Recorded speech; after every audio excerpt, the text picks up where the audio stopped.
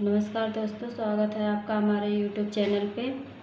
इससे पहले वाले वीडियो में हमने वर्ड को देखा था, वर्ड के भेद, उसके उच्चारण स्थान को हमने देखा था। आज हम शब्द के बारे में कुछ तथ्य जानेंगे। तो आइए वीडियो को शुरू करते हैं। शब्द किसे कहते हैं? तो पहला तो हमारा यही एक क्वेश्चन हो जाता है कि शब्द किसे कहते हैं। तो शब्द वर्णों के सार्थक योग को शब्द कहते हैं। तो उसके प्रकार कितने होते हैं? तो इसके प्रकार होते हैं 4।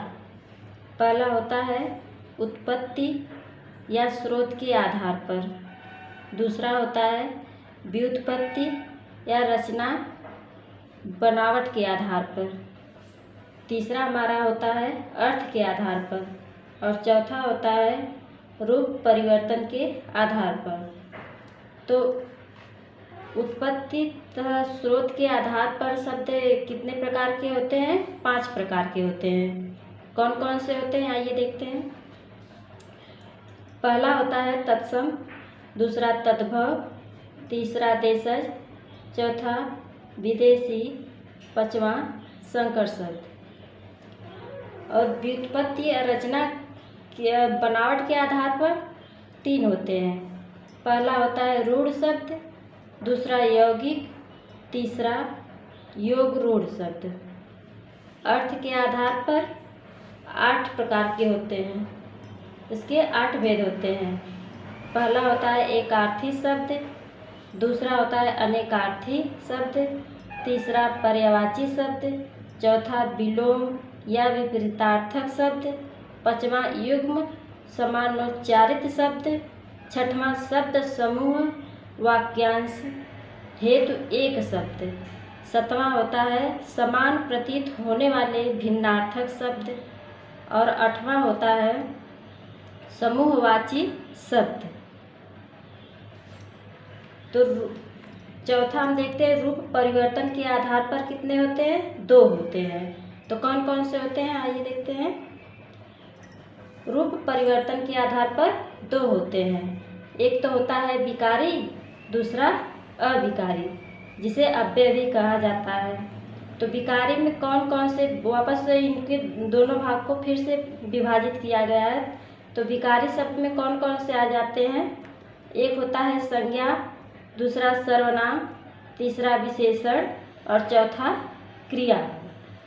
और अविकारी में पहला हो जाएगा क्रिया विशेषण, दूसरा संबंध बोधक, तीसरा समुच्चय बोधक और चौथा विस्मयादि बोधक। तो आगे देखते हैं तत्सम शब्द किसे कहते हैं।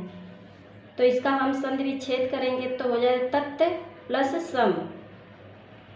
तत् मतलब होता है उसके, सम मतलब समान, यानी किसके समान? संस्कृत के समान। परिभाषा हमारी हो जाएगी संस्कृत भाषा के वे शब्द जो हिंदी में बिना रूप परिवर्तन किए ज्यों के त्यों प्रयुक्त किए जाते हैं तत्सम शब्द कहलाते हैं। जैसे अक्षत, मित्र, प्रस्तर, कर्ण, कर्पूर, मनुष्य, अट्टालिका इत्यादि। तद्भव शब्द किसे कहते हैं? तद्भव का संधि विच्छेद करें तो हो जाएगा तद मतलब उससे, भव मतलब बना हुआ या बना होना, या मतलब संस्कृत से बना हुआ। तो परिभाषा हमारी हो जाएगी वे शब्द जो संस्कृत से पैदा हुए हैं और थोड़े से रूप परिवर्तन के साथ हिंदी में प्रयोग किए जाते हैं तद्भव शब्द कहलाते हैं। जैसे अखत, मित्र का हो जाएगा मित्र, पत्थर, कान, कपूर, अटारी, मानुष इत्यादि। तो आज के लिए इतना ही। मिलते हैं अगले वीडियो में। उसमें हम तत्सम और तद्भव शब्द में पहचानने के कुछ नियम देखेंगे। तो तब तक के लिए धन्यवाद।